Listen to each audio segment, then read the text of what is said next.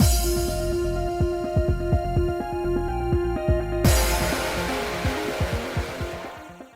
guys, it's Spaces Sins, and we are back with more Butterfly's Poison. Continuing Majima's bad endings, or the tragic ending, or whatnot now.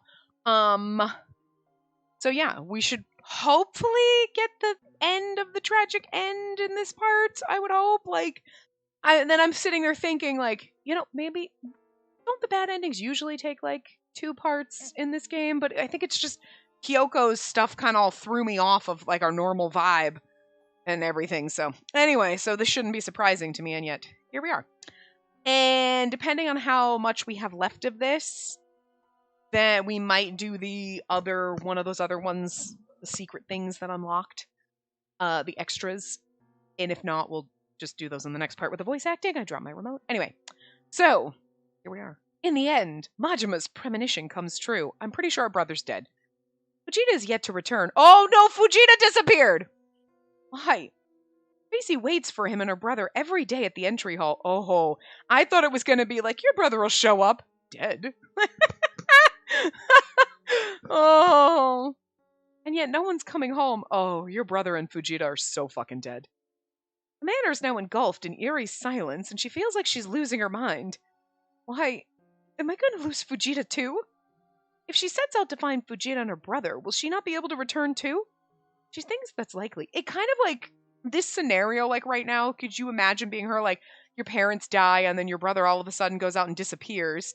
You murdered someone who was attacking you, but like now you're hiding that secret. And then Fujita goes out and never comes back. And it's like, you feel like you're in some kind of weird horror movie where like, if you leave the house and leave the grounds, you just disappear into the ether.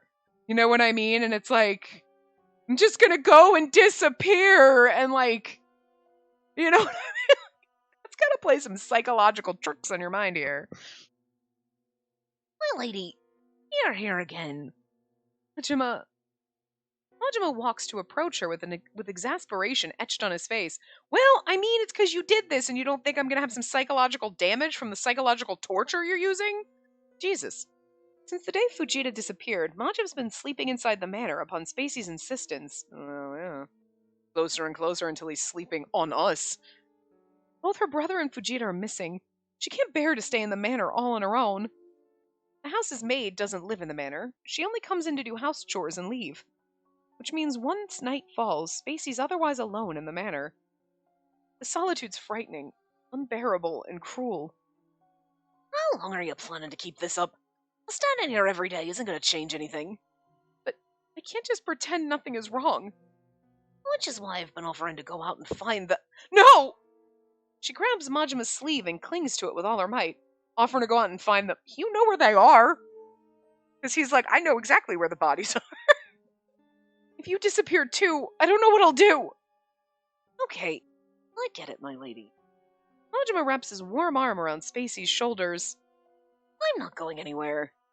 Majima... Relieved at Majima's reply, she buries her face into his chest. And then...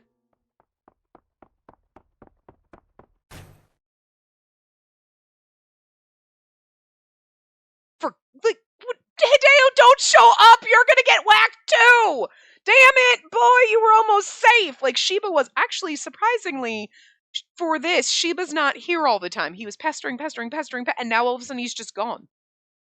They would notice if he died, though, but you know what I mean? He hasn't been showing up. Come to think of it, that's a little interesting. I'm sure that's like a loophole. They were like, don't think about it, but for someone who was so persistent, no matter what route you were in, Shiba was kind of always there. It's weird that in this version of this ending, Shiba's not here. Because this one went off, okay, we went out to lunch with him. He tried to hit on us. We were like, no, whatever. And Shiba never gave up. So, interesting. Anyway, Spacey, are you home? Hideo? Hideo barges into the manor. Shocked by his abrupt entrance, she pulls back from Majima by reflex. I was really... And then I'm like, are we going to kiss now? No, here's Hideo. God damn it, don't cock block me like this, bro. I do love Hideo so much, though. Hideo fixes his gaze at Spacey, his expression grim. Brothers in the river. One look at his face, and her instincts begin to scream at her that something very, very bad has happened. Hideo, What is it? Oh, yeah, he looks kind of sad. I want you to calm down and listen to me. Hideo's voice is terribly nervous. He told her to calm down, but anyone can tell that he's just as high strung as she feels now. His face is pale and his body is trembling. So, we found Mizuhito. Where is he? He was floating.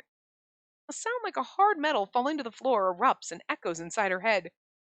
He committed suicide and drowned himself along with a woman who was his casual partner. Suicide?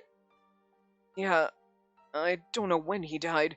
He was no longer recognizable. Apparently, they declared the body as his after finding the woman's will and clothes at an inn and. What? Spacey!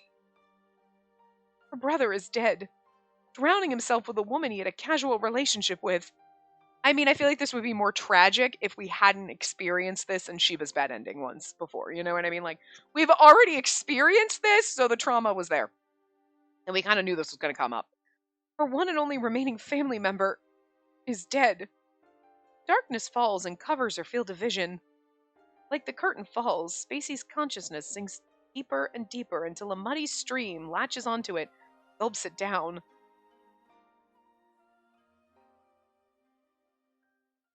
Final chapter time? I never did find Fujita. I'm just expecting that. Because Fujita's so stabbed! A strange lady. Us? You've become that? Oh, this is trippy. Hey, my lady. You're such a pitiable little lady. Your father was murdered. Your family had massive debts. Some weird nouveau riche man kept pestering you to marry him. And as if things couldn't be any worse, your mother passed away. A beast in man's clothing attacked you, and to defend yourself, killed him. Well, that's murder, nevertheless. The final nail in your coffin would be your brother's suicide and your butler's disappearance. Your life is just so extremely faded. Anyone who hears your story will agree with me that you're a hapless, pitiable person. But you know what, my lady? There are a lot of people in this world who are far more unfortunate than you are.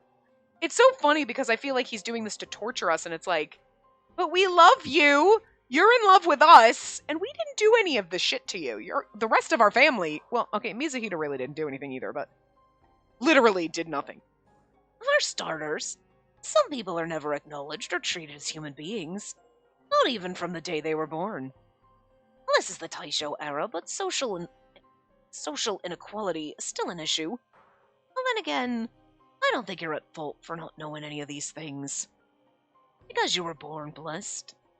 You were born as an aristocrat, as a beautiful and healthy person. So yes, of course you'd grow up without having the faintest idea about the dark parts of the world. But let me tell you this. Filthy things are invisible. The filthiest aspect to a person's not their social status, not their looks, not their heart. Nothing's more repulsive than a person's heart. Let's see. For instance, a heart that leads a pair of biological siblings to love one another romantically. For instance, the heart that leads one to bury the past and have a family, all the while looking like a sinless saint. Obviously, you know where he's coming with this.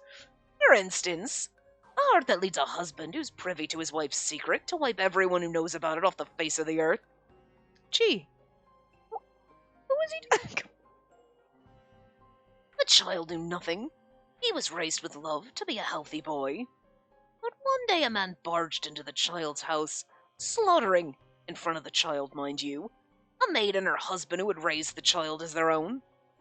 The man hurt the child too, nearly killing him. But by some miracle the child survived. Now on his own the child swore to seek revenge. He swore to eradicate that man's entire household. From that day onward, that goal has been his driving force. Crawled through mud and lived on. He had a near-death experience once, so he wasn't ashamed of anything. He was fearless, and he never felt guilty for the things he did. At some point in his life, he had unknowingly built a place where he belonged in the darkness, but he didn't forget what he had been living for. And then he managed to infiltrate that man's house, that manor. He decided to take his time to mingle with the filthy people in that home, all for the sake of plunging them into oblivion and fear. But it pained him whenever he saw the naive little lady. She was a pure girl with a bright and honest personality. She had even expressed her fondness toward him. He loathed her as much as he found her endearing, and he'd never felt anything like that before. It's funny because he loathes you, but it's weird because in some of the other portions of his route and everything, like, doesn't. You know what I mean? It's weird because he's saying this, but this is the part that's like kind of like yeah and no for me because I could kind of see okay, he's got an attraction to his sister and he's trying to fight that. So I guess I could kind of see where you're like, oh, I loathe you because you had the life. That makes sense. You had the life that I should have had. You suck. Envy, jealousy. I get that. But the attraction part is also, I think, something that would make you kind of loathe that person too because you're like, wait, I want to bang my sister. Now, fuck her. You know what I mean? You're going to fight against that. But if he loathes her that much, I feel like it'd be really hard to switch when she came onto it, was like, no, I'm really into you. I love you. And then he goes, runs off, tells Sabra, no, you know what? Don't kill the dad. Okay, never mind. Like, to flip that switch that fast, I feel like that makes me feel like then his actual route should have been a little bit longer. Something should have been different because he flips that switch in an instant with you confessing your feelings. You confessed your feelings here, but he still went with his plan. You know what I mean? Like, I get kind of why they made his happy ending, like, beautiful and wonderful, even if it's a little twisted because you're fucking your brother, but you don't know. You know what I mean? But it kind of doesn't make sense for, like, this point of his character. He loathes her. He spent these years, like, all of his life festering this bitterness, coming here and, like, I'm attracted to her, but I'm still pissed at her. And, like, for you to be like, I'm in love with you. I get it. And then flip totally switched and he's like not gonna kill your family and loathe you anymore and he's just totally in love. You know what I mean? Like that part doesn't make sense, I guess. Like, I don't know. I mean, I guess it does, but it also doesn't. Like, I don't really know where I stand on this one. You know what I mean? Like, I guess, yeah, but I think it's because in the happy ending it flipped too fast. You know what I mean? Like one line of dialogue, one choice we made was the difference between him being like, no, I'm totally in love with you too. I don't loathe you. And now I'm still going to kill your fucking parents and I still loathe you, but I still also want to fuck you. And I'm confused. I feel like his confusion should have lasted a little bit longer and maybe his route should have been a little thicker, fuller. Should have been a little bit more because he should have been wrestling with that. But he just instantly was like, forgot that he loathed us for so long. You know what I mean? But then again, I guess you could say that, like, it was the way we expressed it, whatever, and the difference was him making that choice. If he made the choice to stop his revenge, he gets over loathing us and realizes that, you know what? Maybe I'm just jealous of the life that you had, but you're in love with me and I'm in love with you. And you know what? Fuck it. Just whatever. It's that letting go. And now here he's been dealing with his revenge. So he's holding on to that. No, I hate you. Even though you really don't, maybe. You know what I mean? You haven't fully analyzed why do you loathe me? Because I'm envious of the life you had that should have been my life, in a way. And I'm also attracted to you, and that's really fucking wrong. But you know what? Screw it. Whatevs. Embrace it, I guess. You know? I guess that's the difference, but it just seems weird to me, but whatever. Anyway.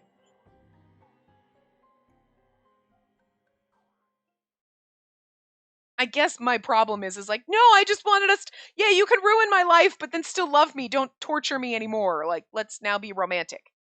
You know what I mean? Like, because you'd have us in the palm of your hands because you're the only one left. You know what I mean? Like, you had your revenge and now you get to, like, you know what I mean? Like, you could still manipulate us and stuff, but, like, you know, stop here. Stop here and romance me.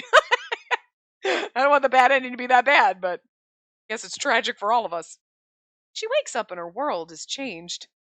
She's alone now without a single relative left. Not true. She's been left behind with the spacious manor and the secret of her crime. Macy doesn't know what to do. Fujita, who has been taking care of the household's debts, has gone missing. The only person in the Nomiya family is her. For some reason, Shiba stopped coming too, although he used to be so persistent in his demand for her to marry him. See, why? Perhaps he's gone missing too. I feel like we would know that. The idea doesn't sound all that alien to Spacey, not when the people around her have, in fact, been disappearing. Her relatives seldom come as they don't want to have anything to do with the abominable household. When they do visit, though, they tell her to sell the house. She can't. Because buried in the manor's premises is the evidence of a huge crime. She wants to sell the manor, she really does. She can't. Oh, why wouldn't Majima agree to her suggestion of digging up and moving Saburo to another area? He wants to keep her trapped here, haunted. He came clean to her then. Hacked Saburo to pieces so that the body would be easier to bury.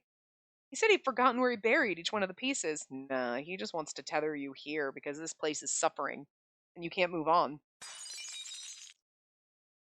Why have things come to this?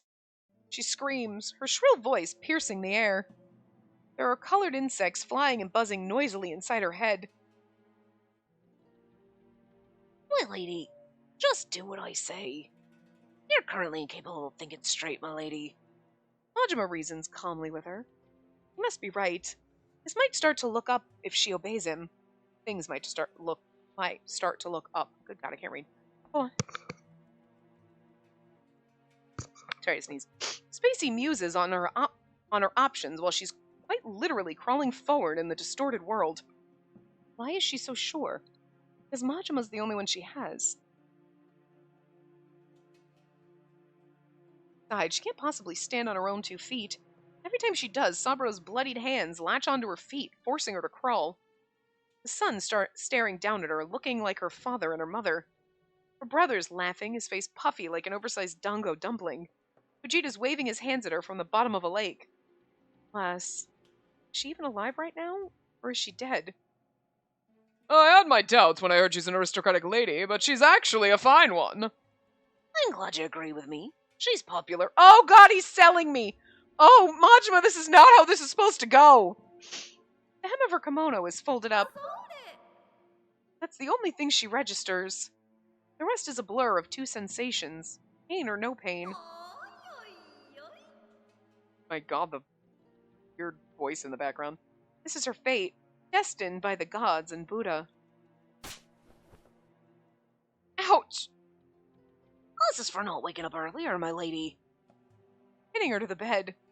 He tugs her kimono open, his eyes landing on the welts, marring her fair skin. Shh, what scum? How dare he leave marks? Majima, don't hit me. Don't be angry. It's really tragic. Oh, I won't hit you.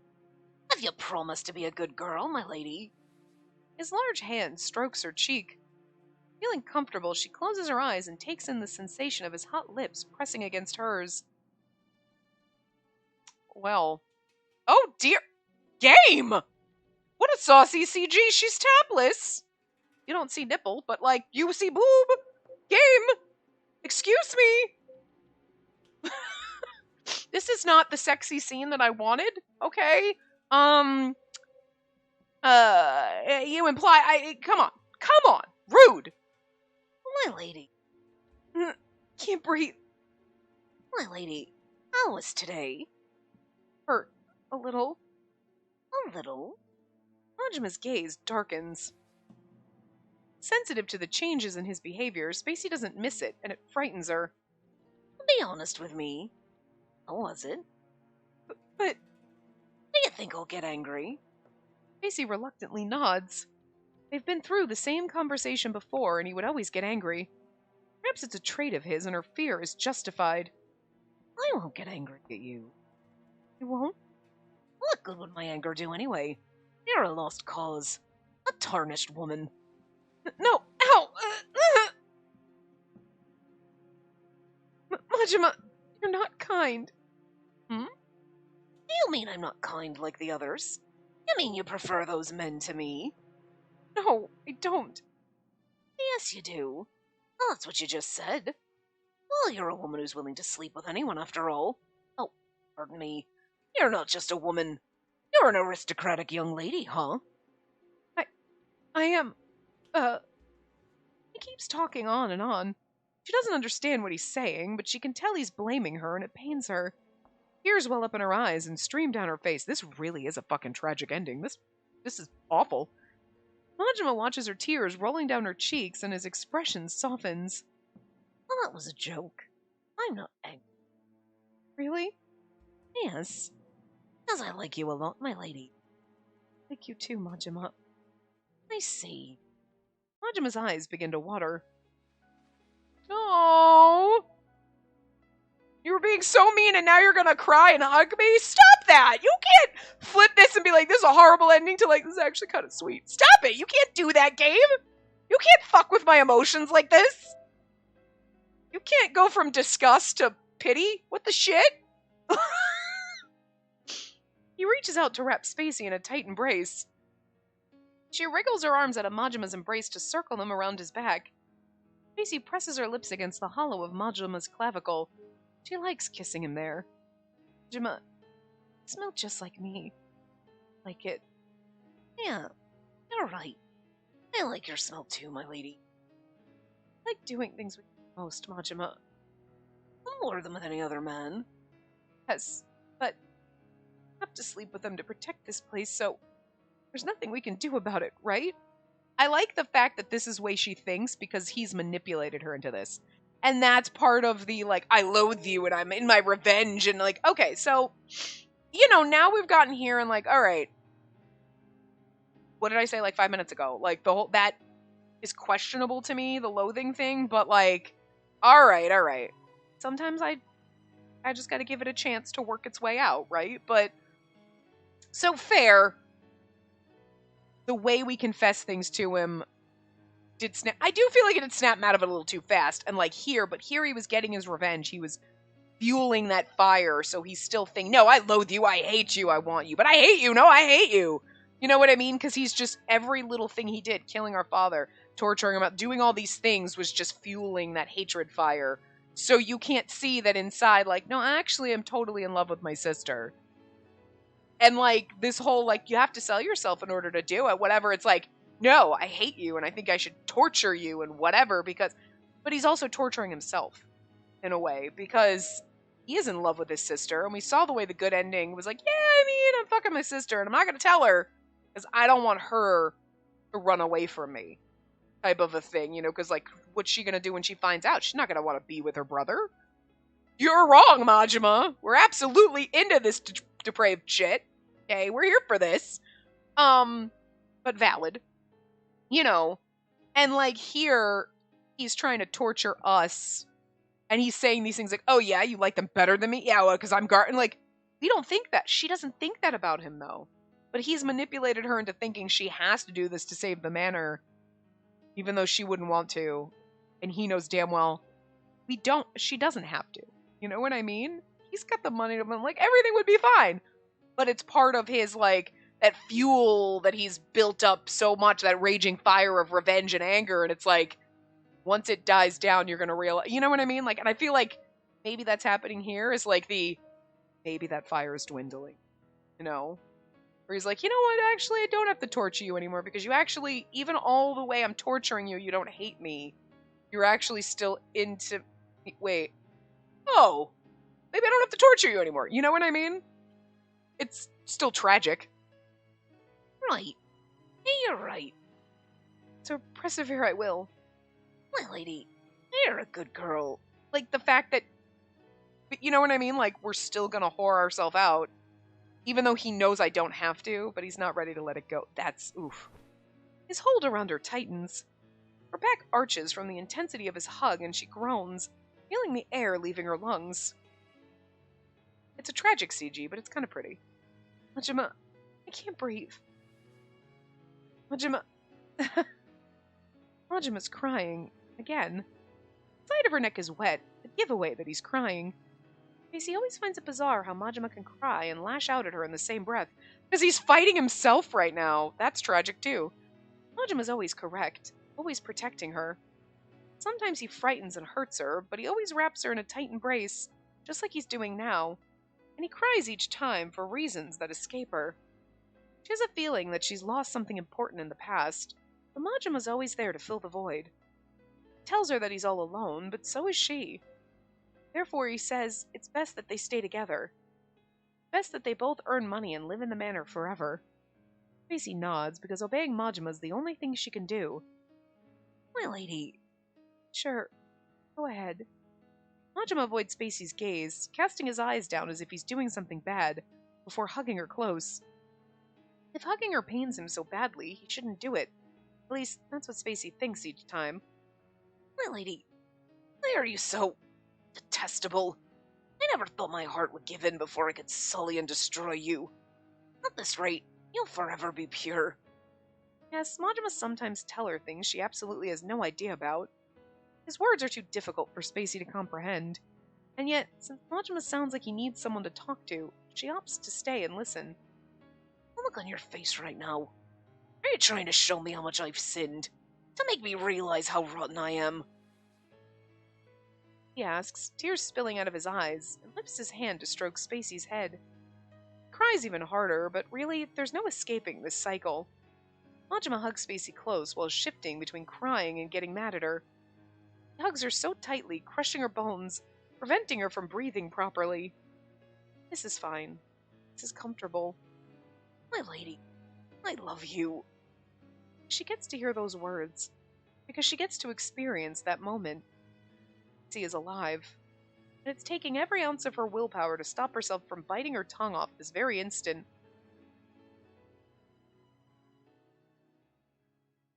That was tragic because of everything he's doing to us, but at the same time, tragic because he's so desperately fighting his feelings and, like, torturing us because of his own feelings. You know what I mean? About himself and whatnot. Like, well, this is still not open.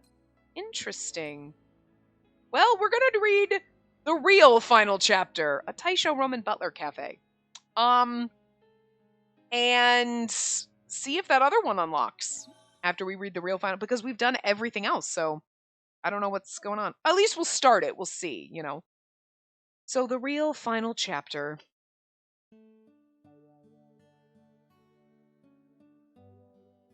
Oh, welcome home, my lady. It must have been a long and arduous journey for you. I can only imagine how exhausted you must feel. Please, follow me.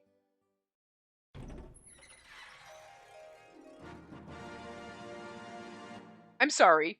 Is this the man harem ending? Did the game give me a man harem ending? I think I had a heart attack. I think I might have died. Guys, have I been gone for 20 minutes? It's like, because we just walk in and here's all of our wait. Anyway, welcome home, my lady! Is something the matter? You look surprised. Oh, wait, we're not... Wait. This is just... I'm not Spacey anymore. I'm real me. I'm not game Spacey. I'm me Spacey. And this is... I don't care. Is this a man harem ending? Look, the game has done everything else but that. I'm just saying. Of course she'd be shocked, Fujita. We planned everything and kept it a secret from Spacey. No, we're us. Okay. We know you're tired and we wanted to cheer you up, so all of us decided to be your servants for the day. I love this so much. The cape's gonna make me cry. Giving me everything. You let me bang my brother. We didn't get a sexy scene, but like whatever. I mean, we kind of did in the bad ending, I guess, but like not you know what I mean. We didn't get a nice sweet one, but now it's not really a man. Could you put on butler uniforms, please? That's the only thing missing from this. Is there gonna be a CG like that, guys? Hey, soldier. I think you're mistaking the word butler for servant. The Butler Cafe business among the populace is apparently a profitable one, so I thought it wouldn't hurt participating in this little project. The Butler Cafes are popular nowadays. Why is that? Because women want to get serviced by hot guys in suits. I mean, served. No, I absolutely meant what I said. Perhaps people are interested in butler cafes since these places can fulfill one's desire to be served and treated like members of the peerage. No, we just want really hot men calling us my lady. I see. But if you want to feel good about yourself, won't it be quicker and easier if you just mix a little something nice in your drink? Don't even go there, you moron! And guys, come on. Let's stop arguing about stupid things. We're supposed to be butlers today and help Spacey relax. Right, then I'll start by personally pouring you a cup of tea. This is an extremely gorgeous tea with flecks of gold leaf. Consider yourself lucky. Consider yourself lucky is like Shiba's fucking tagline. Like, hey, Shiba, consider yourself lucky.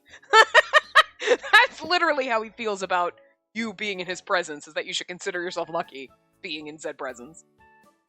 Mr. Shiba, since you are the butler, may I suggest you adopt a more humble manner of speaking? And the new and their lack of finesse. All right then, my turn. Allow me to carry this tray of sweets for you. Oops! Oh no, I knew it. Carrying more than a pair of chopsticks would simply be too much for a recluse like yourself, young master. I love this so much. And that was a pretty amazing fall. Hey, them of your kimono's all rolled up. Ugh, I think my eyes have just caught a glimpse of something insanely dirty. Going commando's healthy, mind you. You really are an idiot, young master. Oh, here we go! I was thinking to myself, I'm like, it's a butler cafe, but we don't get Kyoko? Whatever. If it's a harem, I mean, I feel like everyone should be here. I know Kyoko doesn't, like, she kind of ruins the man harem aspect of it, but still, harem works. Whatever, Kyoko, come on in. You guys seem to be having fun. What? Lady Amami. Do it over. Pardon? Do not Lady Amami me. You should have greeted me with a welcome home, my lady, like proper butlers. What a shameless crone. Hey, did you come here to pamper the lady as well? I don't think that's what she's here for. I think she wants us to pamper her as well. Of course I'm here to soothe the lady's fatigue. Bet she knows how. What's best for her beauty and health is my body massage. I can't let that statement slide, Lady Kyoko. Are you saying that your hands are better than my golden fingers? Love this ending so much. I'll have you know that I have more knowledge about massages, scalp massages in particular, than flower arrangement. In fact, the level of my scalp massage technique is maxed out. How about you do your job, you neat? The little perky music in the background is so fun, too. If I may, a butler's responsibility normally does not involve giving their masters massages. Where's the harm, though? We can't entertain her by doing things that we're especially good at. I'm starting to feel like we're playing entertainers instead of butlers. Things we're good at, huh? Now that's a challenge. I guess I can show her how good I am at pulling up wads of cash. Piling up, sorry. Ah, good grief. Money grubbers really have no style. I know what I'm good at. Now let me use this fine paintbrush, too. Stop it, you pervert! The only thing your brushwork can do is traumatize her. I fucking love that. The brush are like, oh? Hideo, stop knocking on my fun! You're being a buzzkill! Someone get him some alcohol so he stops being a buzzkill. I could say the same about your enthusiasm about birds, Hideo. And what about your dog roleplay? That's pretty posh. Do you want to try to be my dog? I will pass on that offer. The lady is my only master. I'm a mongrel owned solely by her. I like how they're throwing in all their weird kinks right now. Oh dear God, I'm gonna die. This is hilarious. I can't believe he just admitted it out loud. Look at his eyes. They're beaming.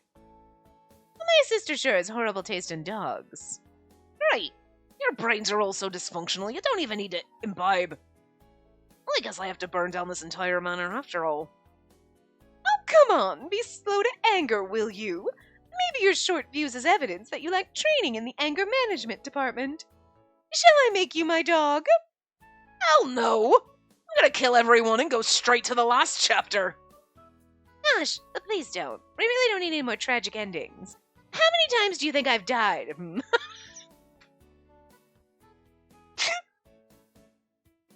Game, stop it! Stop being so self-aware right now. Stop, you're breaking all the walls. I can't. Does the count matter when you almost always die by committing double suicide? You should learn from me and my strengths. I always end up marrying the lady, no matter the cost. You know, that's actually valid, even in tragic endings. That you do, Mr. Shiba. I can definitely tell you're a pure masochist at heart, sir. How else can you still feel happy even when your wife cheats on you or tries to end your life? Don't lump me together with you. But I guess in principle, one does have to be a little masochist to be able to work as a butler. I beg to differ. I believe a good butler has to have the ability to get excited when someone gives them absurd orders. Come to think of it, Fujita did react calmly when he stole his girlfriend several times before. Or when Fujita did react calmly when I stole his girlfriend several times before. I'm sorry for what happened then, Fujita. You're trash with seaweed for hair. What did you say? Nothing, sir. To be a butler, one needs to have a serving heart. In other words, the spirit that drives one to do anything for their master. I'm trying so hard not to just laugh hysterically as I'm reading this shit. Like, I can't right now. I'm gonna fucking die, guys. This is the best ending in the game! That's funny. I also have the spirit that drives me to do anything to achieve my goals. You did go all out to play the role of a gardener. I think I could survive even if I quit my job as the Opium King of the Underground and start working exclusively as a gardener. I see. Guess it's true that people should be able to work multiple jobs to ensure they can withstand recessions. I'm actually not just a trader myself. I also run a school and an orphanage. I guess in that sense, all of us here have the capability to change jobs. I managed to go from being a flower arrangement practitioner to a painter. Hideo himself switched from being a soldier to a bird maniac. He was a bird maniac still, always. I am not a bird maniac. I'm a researcher. Okay, right. Okay, sweetie. Okay. If my bird was here with me right now, it would be funnier, but he's downstairs. Like, listen, bird bitch. From one bird bitch to another, you're crazy. You're weird. Bird people are weird, all right? Everybody agrees, even bird people. We're like, no, we're weird. We get it. I also work as a mediator for a detective agency, and Mr. Butler over there ended up being a piano teacher. All right. All of you have made it very clear that you're multi-talented, so I expect you to be able to handle your butler tasks well. You're right. I almost forgot what we're here for. Fine then. I'll make some herb tea and help the lady relax and take her to Shanghai while I'm at it. Careful. You just boldly ditched your butler role and acted like the Opium King instead. I'm sure your herb tea has strange side effects. Majima, you don't have to worry about making her tea. You can soothe her mind with your natural body odor. I can see the applications for it. Your advertising slogan could be, I am aroma. I like the sound of it. One per household. Saburo, I'll go and set this place on fire. Yes, sir. Oh, gods above! How many more times must our family's house burn down until this man is satisfied? You've had enough too, right, Spacey? Well, being reduced to ashes tends to be what happens to manors and buildings in fiction, sir. I'll be sad if this manor burns down. It took a lot of effort to decorate her room. So you were the one who put in all that stuff in there? No wonder there are so many bird-related decorations. Hey! Hideo knows what I like! Saburo, how could you remain a bad boy until the very end? You must be punished! Lady Kyoko, more please. Hey, wait a second. How are you guys already escaping? That was too fast. Am I missing something? The manor is equipped with a hidden passage into the basement, and it's to be used during cases of emergency, such as this one. Then you should have used the passage in the main story. A true ending, at Taisho Roman Butler Cafe. The end. The end? Well, this is the true ending. Seriously? Fucking fireworks. I think that was like the greatest 10 minutes of our life. That was so short, but it was so fucking good. I'm sad we didn't... Did we get an ending CG for that? Like, with everybody? Because holy goddamn shit, this is amazing. Oh my god. That was probably the funniest thing. Oh, yeah! The real final chapter! Game fucking stop! The real final chapter, and then it's like, the real final... Who thought after playing bad endings we would be having this much motherfucking fun? Okay. I feel like the real final chapter and the young lady's birthday are going to be kind of short.